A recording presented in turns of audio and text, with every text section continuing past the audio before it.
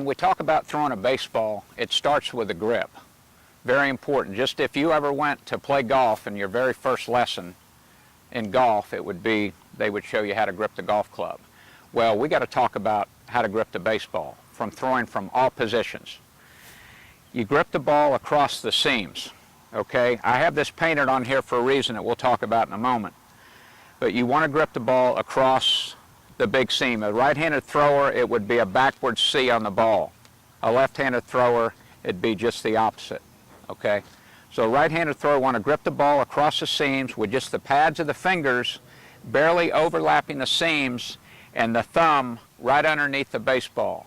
This is important. There'll be a little bit of a space between the ball here, okay, for the proper grip. And it takes a while to get a feel for the grip. So you want to get that feel so you can spin that ball, okay? You can spin the ball and get the proper rotation.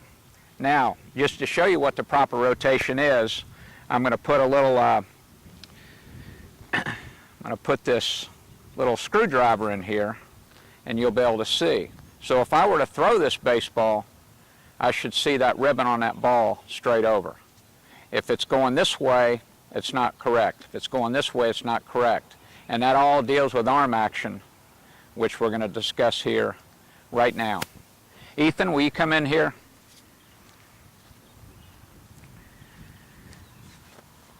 Go ahead and grip the baseball. Grip this baseball. Okay.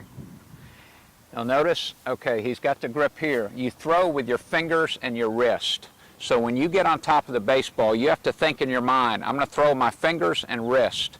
So it's nice and loose, the arm is up, the elbow stays up throughout the throw, but we want to snap the ball with our fingers and wrist. And we're going to start with step one of the throwing process, which is on two knees.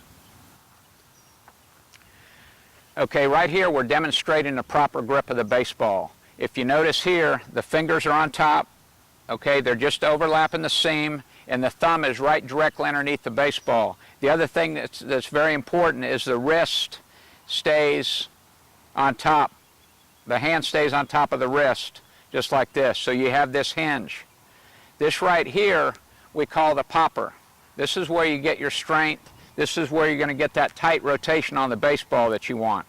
Okay, so we want that popper there. So he's got his thumb underneath the ball. If his thumb is to the side of the ball is going to come out more that way, that's the most common fault, is the thumb gets on the left side of the ball.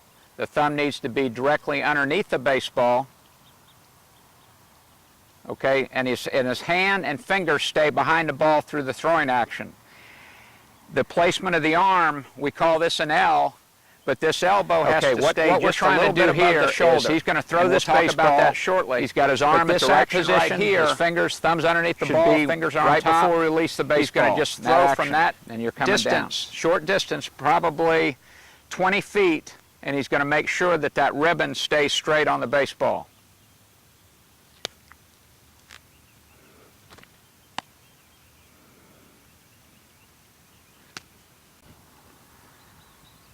The whole purpose of this drill is to have the baseball rotating as tight as you can in a ribbon form and straight. We want the ball straight, and we throw it from third base, from shortstop, from second, from the outfield. We want to throw the ball straight. I want everybody to think about this when we walk. So we want that ribbon to be straight this way. So again, it's very important when we throw the baseball to have your hand on top of your wrist, fingers behind the ball. And so again, we got to keep the fingers and wrist on top of the baseball and do this. Have an L out front. When we release the ball, we want to release it so that ball comes straight out and has that rotation we talked about, and it's straight on the line. What the most common flaw with players is they start to turn their hand this way, which is called pronation, which is a natural anatomical movement by the hand. And so the ball comes out and goes to the right if I'm a right-handed thrower. So we really got to concentrate out front to release, pull straight down, and then let it naturally pronate after we release the baseball. The basic fundamentals of the grip of the baseball are so important from the get-go. If you can't throw, you can't play the game. This is Dave Barnett with Team Barnett Baseball.